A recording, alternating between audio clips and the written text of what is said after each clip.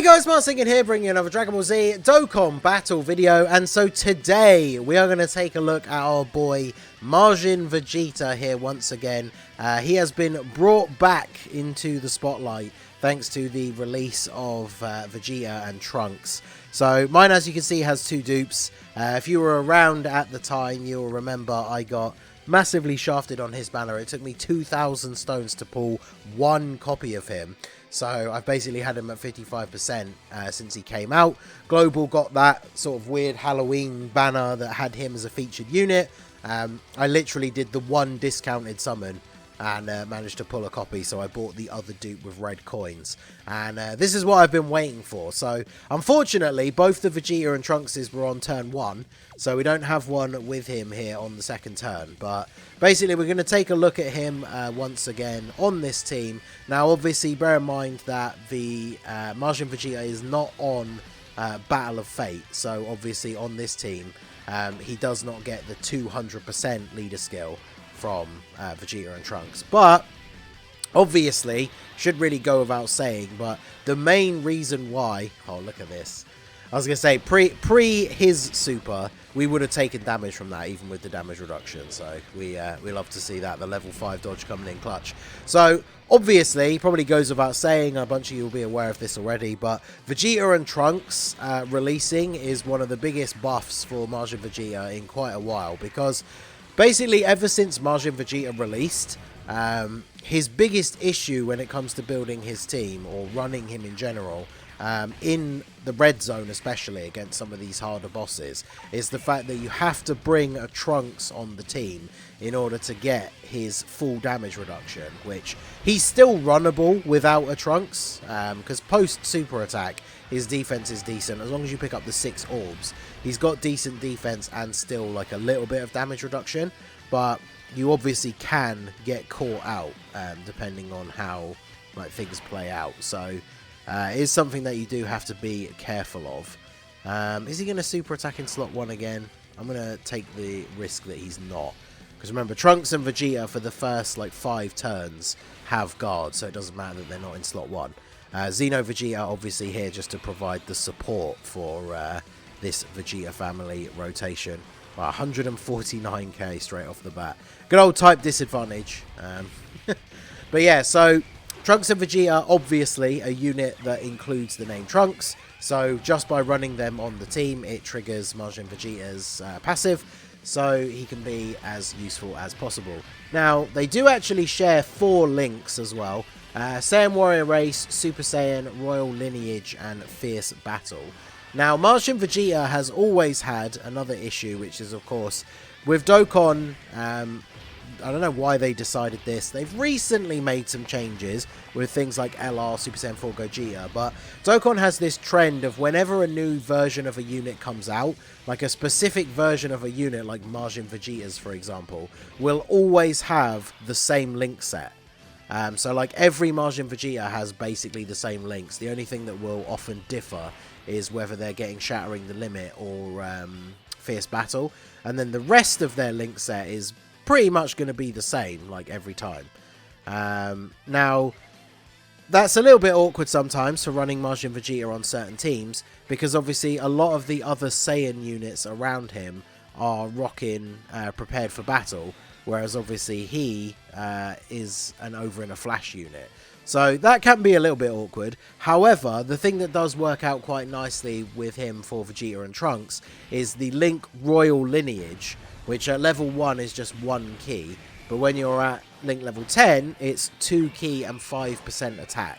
So obviously, essentially kind of like replacing Prepared for Battle for these Vegeta family units, which means as long as the leader is giving 3 key, or both the leaders, Majin Vegeta is only going to need 4 key to super. And I mean, realistically with Majin Vegeta, you want to pick up 6 orbs so that he can get his full damage reduction. Now you can see on this turn we only got 5, so post super attack with his defense, he's still tanking the normal attacks for double-digit damage. How much is this going to do? Yeah, 125k, which, I mean, it's still quite a lot. Well, is it quite a lot? It's still a lot, right? Over 100k damage. But bearing in mind, we have type disadvantage, no guard. So damage reduction only does so much, right? We can see that with the recent heroes units getting the... I really want another stack for Xeno Vegeta, but if I don't do this, if I put Xeno Vegeta in slot 1, he just dies regardless, which is unfortunate. He won't even get a chance to do another super attack. Although, I think we could probably get stacks with everybody else on this turn, right? Because we do this. As long as I don't get any extra HP, then neither Carnival Goku nor Vegeta and Trunks should die. And then Xeno Vegeta should get an extra stack and then get killed. And then we just get revived. So that works out quite nicely. Xeno Vegeta, decent unit, right? The Xeno Goku and Xeno Vegeta, they were pretty good in most content up until some of these red zone stages released, because they can actually stack up, especially on 200% teams. This team is only getting a 170.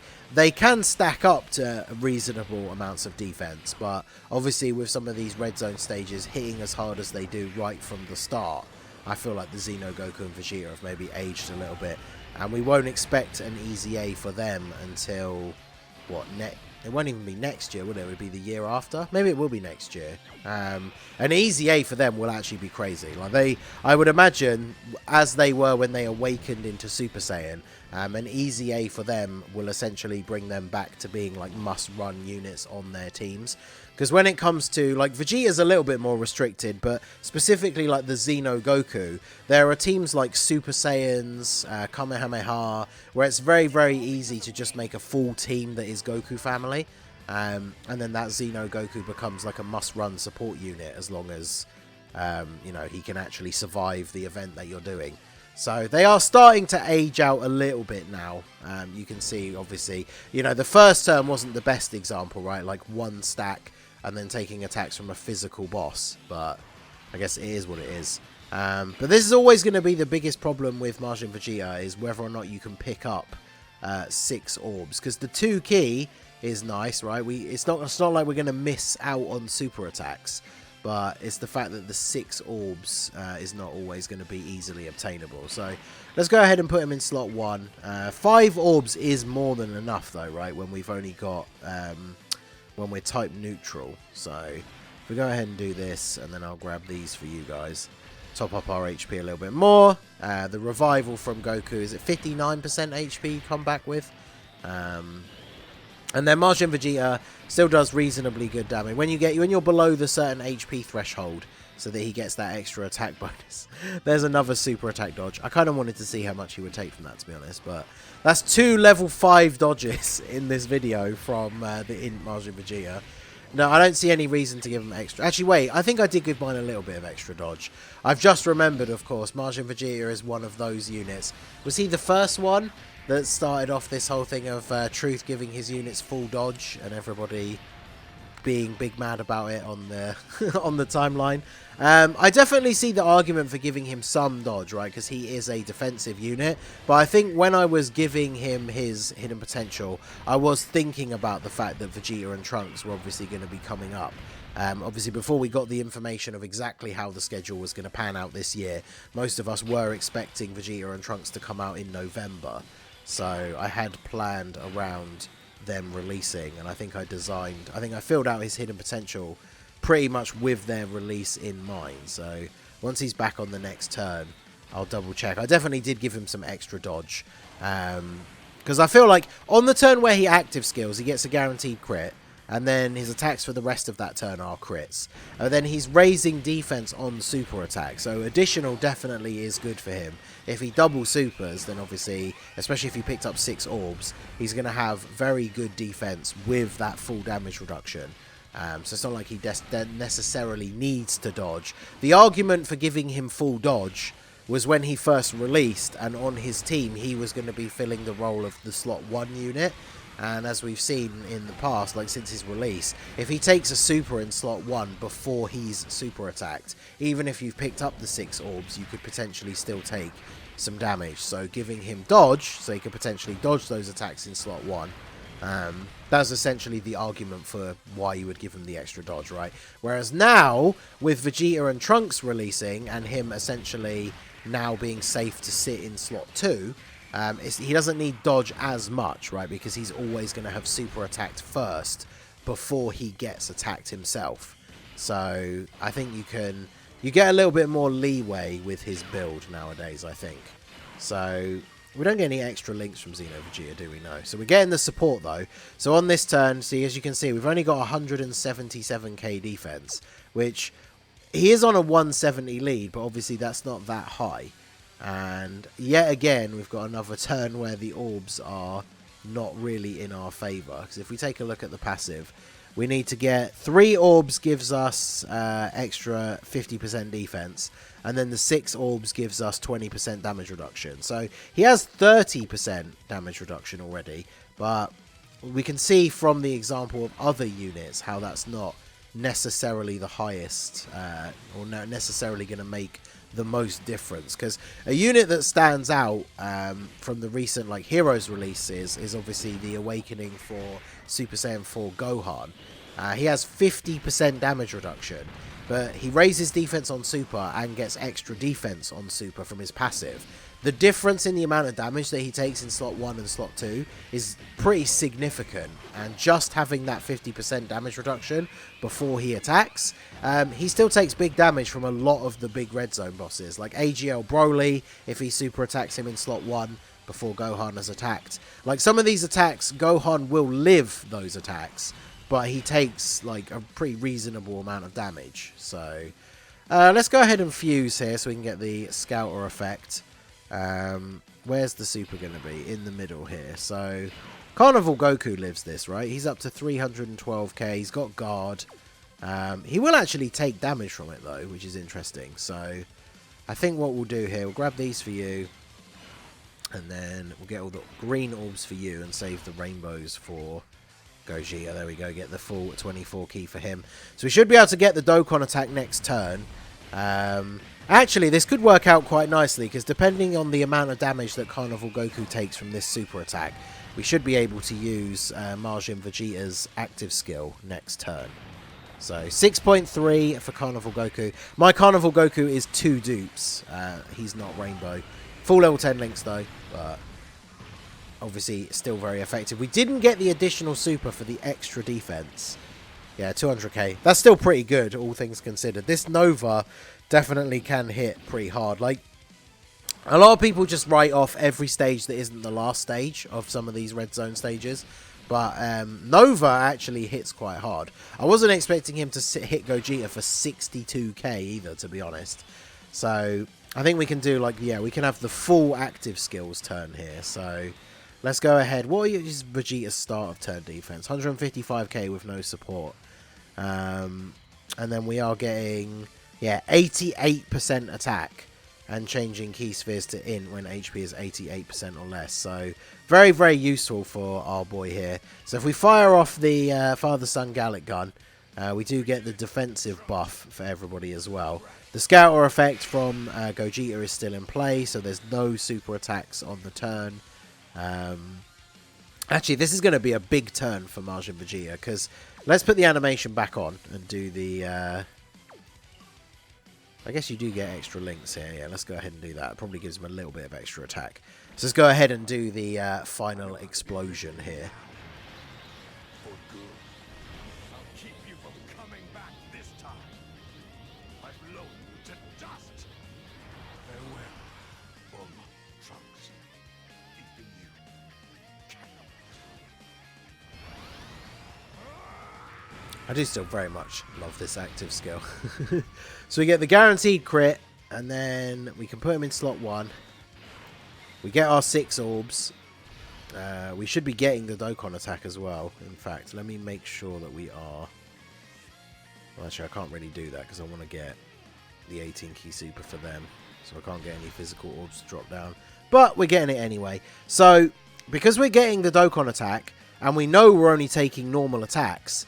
Majin Vegeta, what is his actual defense? It's just raised attack and defense for 1 turn, yeah. And then he doesn't have an on super attack in his passive, does he? Yeah, he has additional attack and defense 50% when performing a super.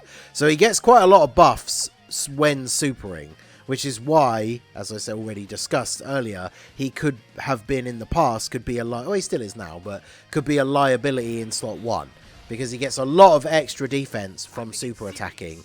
And that on top of all of that damage reduction is what makes him really, really good. So get the Dokkan attack here. Now, even with his full attack bonus from us being on low HP, he's only rocking a 4.5 million attack stat. That's him with literally the 4 links that he shares with Trunks and Vegeta, no support on the rotation. So the one thing I will say is Majin Vegeta obviously looks much more impressive when he's under his own, like when he's actually on the 200% leader skill.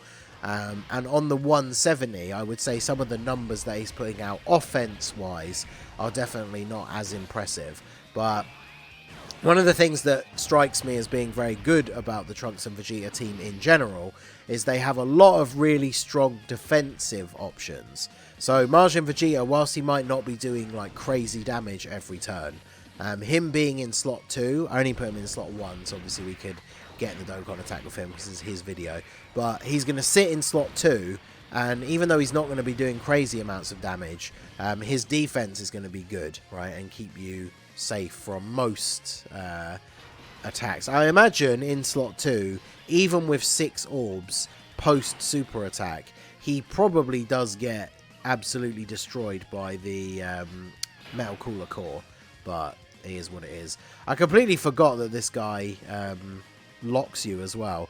Vegeta and Trunks are up to 642k defense though at this point, with the support from Xeno Vegeta. So I'm going to pop the item here though, because knowing my luck, they'll get super attacked. Because with them being locked in slot 2, that means that they don't have their guard now. So obviously the damage that they take will be significantly increased, even though their defensive, their raw stat is, you know, very high now. And when we get the 18 key super, it's going to be increased even more. Any additional 12 key supers pump it up even more. So I imagine against this Ice Shenron, we might not be taking double digits, but we wouldn't be taking that much damage from his normal attacks on this turn. I mostly use the Whis in case we either eat a super, which actually I think we have the Gogeta effect still in play. I think. So actually, he's not going to super this turn anyway. But it's also the Whis is kind of there to help out Xeno Vegeta. Because I do feel like for some of the red zone stages, especially if like the later part or the final boss is tech, you could probably get away with running Xeno Vegeta. But you definitely need to get the stacks in with him early on, right? So having him as a 3rd slot floating unit for like the entire event doesn't really help. Wow, look at this setup. God damn, rotation locking remains the most irritating thing in the entire game, I swear. Right, we can get 6 orbs, there we go. And then we'll get those for you. So fortunately, we still have the Whis in play, so it's not going to be the end of the world.